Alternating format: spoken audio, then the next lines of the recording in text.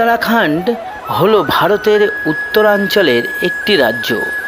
এই রাজ্যে অনেক হিন্দু মন্দির ও তীর্থস্থান আছে বলে এটিকে দেবভূমি বা দেবতাদের দেশ বলা হয়।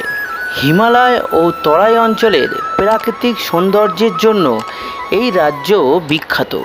তাই আজ আমি আপনাদের এই তৃতীয় পর্বে দেখাবো কিভাবে হরিদ্বার থেকে কেদারনাথ পৌঁছাবেন। তো চলুন ভিডিওটা শুরু করা যাক। আমরা এই হরিদ্বার থেকে গৌরীকুণ্ড পৌঁছানোর জন্য আস্থা ট্যুর অ্যান্ড ট্র্যাভেলস থেকে 18,000 টাকা দিয়ে 6 জন একটি ট্যাবেরা গাড়ি 5 দিনের জন্য বুকিং করেছি। সেই গাড়িতেই আজ থেকে জার্নি শুরু হবে। গুড মর্নিং ফ্রেন্ডস, নতুন সকাল নতুন দিন।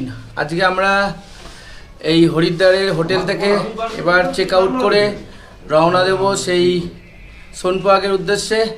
তো গাড়ি ঠিক করা হয়ে গেছে, সেই গাড়ির দিকে যাচ্ছি। আর হোটেল, এই যে আমার রুমটা 6 জনের রুম ছিল, তো এখানে ভাড়া নিয়েছিল 1400 টাকা এই 6 জনের।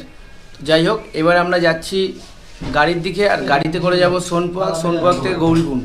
টোটাল ভিডিওটা আপনাদের দেখাবো, তো আপনারা সাথে থাকুন আর যাওয়া যাক গাড়ির দিকে। এইটা হোটেল।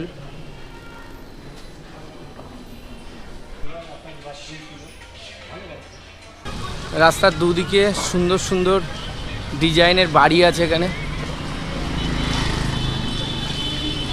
এই যে আস্থা ট্যুর অ্যান্ড ট্রাভেলস, আমরা এখান থেকে গাড়ি ঠিক করেছিলাম। এখন পুরো রয়্যাল এনফিল্ড নিয়ে চলে এসছে দাদা। আর এই যে দাদারি ট্রাভেল, এখান থেকে এবার আমরা গাড়ি আসবে, সে গাড়িতে উঠবো।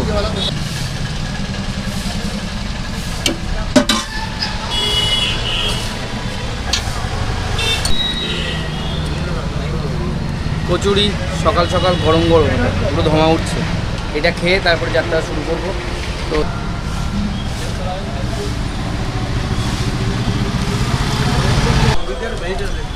বাঙালি এসছে আর মুড়ি আসবে না, এটা তো হয় না। মুড়ি দিয়ে কচুরি খুব ভালো। গাড়ি গরম হবে না, হালকা রওনা দিয়ে দিলাম সেই সোনপ্রয়াগের উদ্দেশ্যে। 7:30 বাজে, সকাল 7:30 আমরা রওনা দিলাম। আর এই যে দাদা সুবিধার সাথে আমরা এখন 5 দিনের ট্যুরে রওনা দিলাম। আমাদের গাড়ি ভাড়া পড়লো 18,000 টাকা। নমস্কার दादा। फास्टे हमारे आप सबका हरिद्वार में स्वागत है। और आज हम केदारनाथ बाबा की यात्रा पे इन सबको लेकर जा रहे हैं, और बाबा इन सब की मनोकामना पूरी करे और इन सब के साथ मंगल हो और इनकी यात्रा मंगलमय हो। पहले हम किधर से किधर जा रहे हैं वो थोड़ा हम लोग यहाँ से चल रहे हैं सीधा हरिद्वार से सोनप्रयाग, जो कि बाबा का, वहाँ से फिर ये लोग गौरीकुंड जाएंगे, वहाँ से फिर यात्रा शुरू करेंगे। रास्ते में फर्स्ट कौन सा प्रयाग आएगा? अभी तो बहुत सारी जगह पड़ेंगी। यहाँ से पड़ेगा आपका ऋषिकेश, ऋषिकेश से फिर श्रीनगर, श्रीनगर से आगे जाएंगे अगस्त्य, काशी से फिर हम लोग निकलेंगे सोनप्रयाग फाटा होते हुए। बीच में रामपुर, सीतापुर, ये सब छोटे छोटे कस्बे पड़ते हैं। हर हर महादेव। হরিদ্বার থেকে সোনপ্রয়াগ এই রাস্তাটা 232 কিলোমিটার। সেই 232 কিলোমিটারের রোড ভিউ, যেতে যেতে আমরা কোথায় কি কি দেখবো সব কিছু নিয়ে ভিডিওটা থাকবে। আর রাস্তার টোটাল ভিউটাও আপনাদেরকে দেখাবো, তো দেখতে থাকুন। আমরা টোটাল 6 জন যাচ্ছি। এই যে কুন্তল, ওই যে কৌশিক, আর হলো চিন্ময় আর বিকাশ, আর পিছনে আর এক দাদা আছে।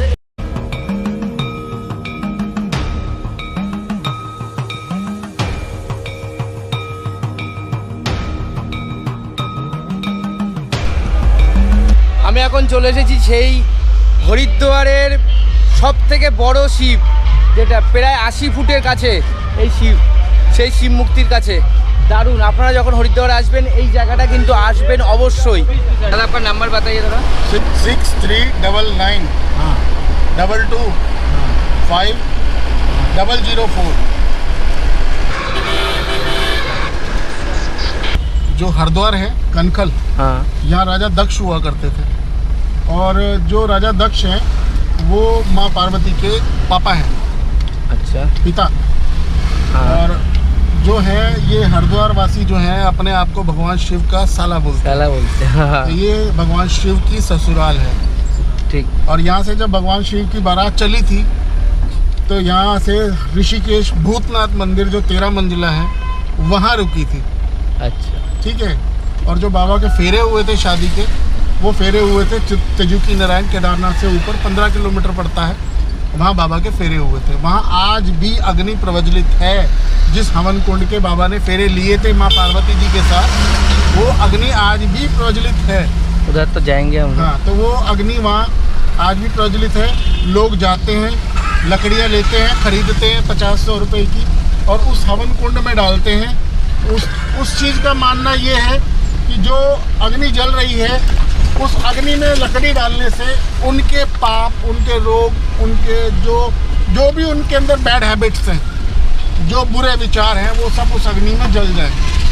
और वो एक शुद्धता की तरह शुद्धिकरण के लिए उसमें लकड़ियाँ डालते हैं। ठीक।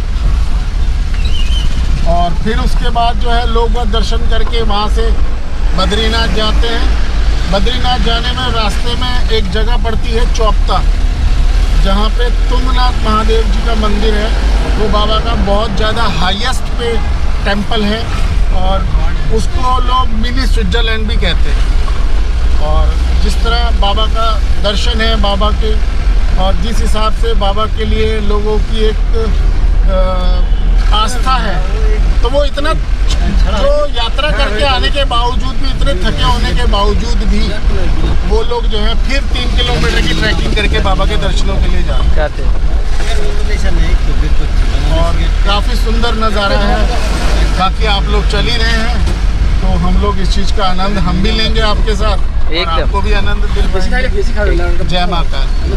আর আমরা এক্ষুনি একটা 3 থেকে 4টে ময়ূর দেখলাম, কিন্তু আমি সেটা সেই সময় ক্যামেরাটা অন ছিল না, আপনাদেরকে দেখাতে পারলাম না। আর আমাদের গাড়ির পুরো সামনে চলে এসেছিলো, যে আমাদের গাড়িটা ব্রেক মারার তালের জন্য আমরাও একটুখানি ভিডিওটা করতে পারিনি। আর গঙ্গোত্রী, যমুনোত্রী, বদ্রীনাথ, যোশীমঠ সব এইদিকেই। যে গাড়িটা আছে, দাদা বলছে যে গাড়িটা দাদা একটা নাম দিয়েছে। দাদা এই গাড়িটা কী নামে ডাকে সেটা दादार मुख থেকে শুনে নিন। दादा बोलिए दादा। ये मेरी गाड़ी नहीं है, ये मेरी माँ है।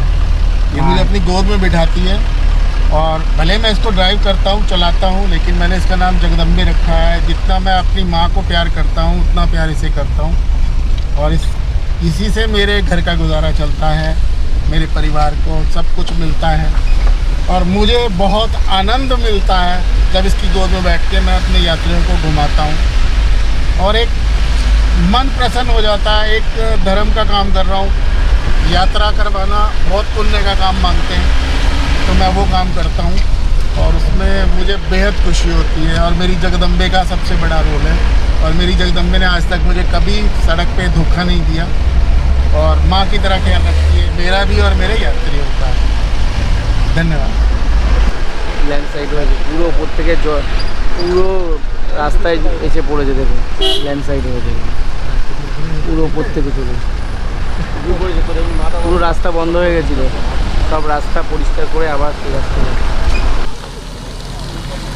হর হর মহাদেব। এখানে আপনারা বাইক ভাড়াও পেয়ে যাবেন। বাইক ভাড়া নিয়ে, সেই বাইক নিয়ে আপনি সোনপুয়াকে রেখে ওখান থেকে কেদারনাথ দর্শন করতে পারেন। তো এখানে বাইকের অনেক শোরুম আছে, যেখান থেকে বাইক রেন্টে পাওয়া যায়। কিছু টাকা ডিপোজিট, আর সাথে আপনার আধার কার্ড আর ড্রাইভিং লাইসেন্স দিলেই কিন্তু আপনি খুব সহজেই বাইক রেন্টে পেয়ে যাবেন। এই যে আমাদের গাড়ি, এই আমাদের গাড়ি, আর এই গাড়ি করেই 5 দিন এই গাড়ি করেই আমরা ঘুরবো। টুপি কোথায় গেল? যা কুন্দালি টুপিটা নিয়ে নিয়েছে। এই চিনুর টুপি কোথায় গেল? যা চিনুর টুপি গেল। চিনুকার টুপি কি কোথায় सिस्टम फाड़ देंगे तुम्हारा। এই চিনুর টুপিটা কোথায় গেল? এদের সঙ্গে হলে এসে কেন বিপদে পড়েছি। অফিসেও করে দেখানো করছে।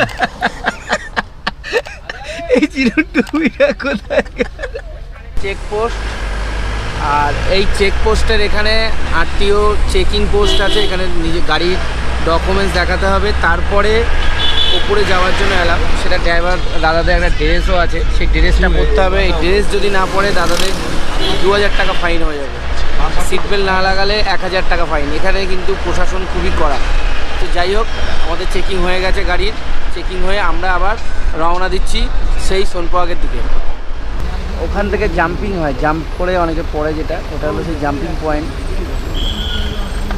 আর একটা রাস্তা বহুত জ্যাম আছে। আমরা এই পর্যন্ত এখন আসলাম, গোটা 30-40 কিলোমিটার এসেছি। এখন বাজে 10টা, আমরা 40 কিলোমিটার চলে এসেছি। এখনও 190 কিলোমিটার বাকি আছে সোনপ্রয়াগ। তো যাই হোক, রাস্তা বহুত জ্যাম, কেন ধসের কারণে জ্যাম হচ্ছে রাস্তায়, যে জ্যাম। এখন জ্যাম পুরো ছাড়িয়ে গেছে, আর আমাদের গাড়িটা খুব ভালো চলছে। আর রাস্তার ভিউ ভালো, আকাশে সূর্য আছে, ওয়েদারও ভালো হয়ে গেছে, সব কিছু ভালো হয়ে গেছে। এবার ভোলে বাবার দর্শনটাও ভালোভাবে হয়ে যাবে আশা করছি। সেটা আপনারা তো দেখবেন, আর সেই বাবার আশীর্বাদও আমার মাথার উপরে আছে, আর আপনাদেরও আশীর্বাদ আমার মাথার উপরে।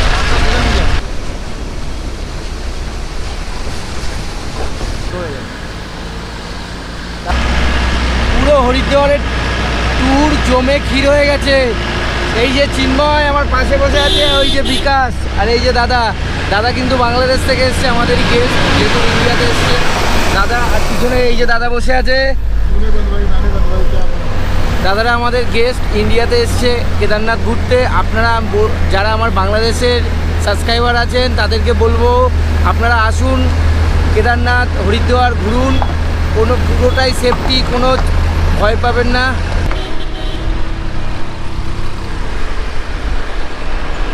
এখান থেকেই গঙ্গা মিলিত হয়ে ঋষিকেশ আর হরিদ্বার যাচ্ছে, অলকানন্দা আর ভাগীরথী, সেই মিলনস্থল। দুটো জল আলাদা আলাদা দেখতে পাচ্ছেন। এই জায়গাটার নাম হলো দেবপ্রয়াগ। আর এই যে বাবাজি आ गया। बाबाजी बोलिए जय कुछ। शंकर, जय महादेव, भोले बाबा जी। बड़ा करम है, बड़े दानी आज बैठे हैं, अपने हाथ से बाबा को भी सेवा करके जाओ। জয় বলে। जय भोले। এখান থেকে রুদ্রপ্রয়াগ এখনও 31 কিলোমিটার।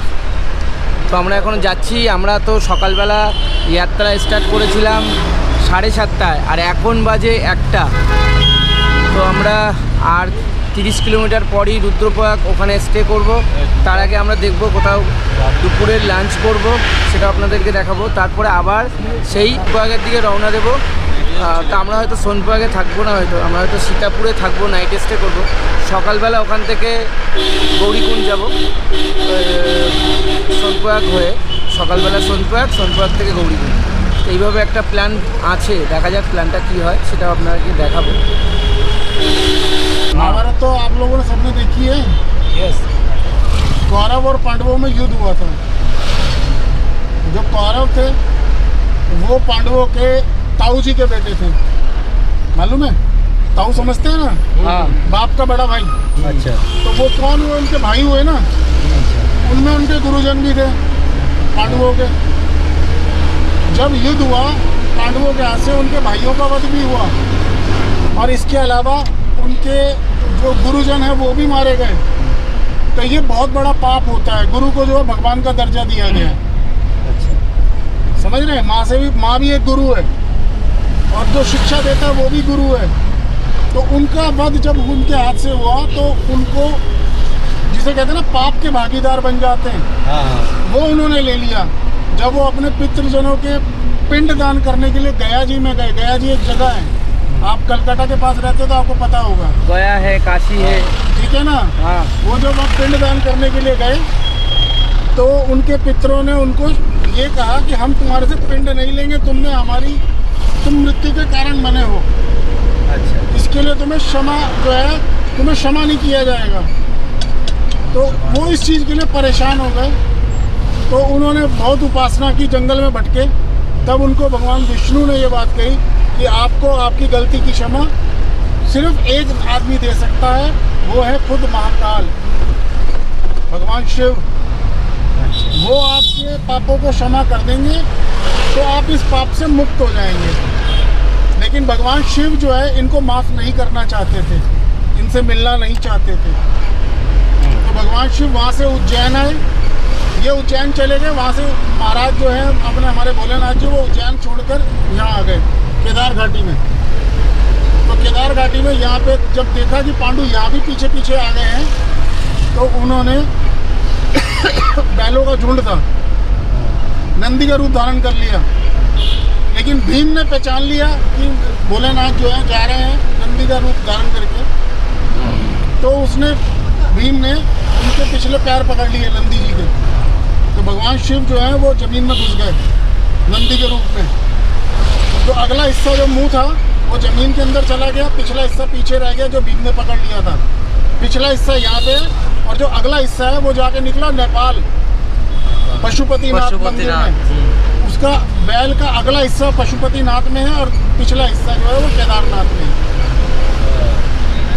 ये जो मंदिर है 300 साल तक बर्फ में दबा रहा।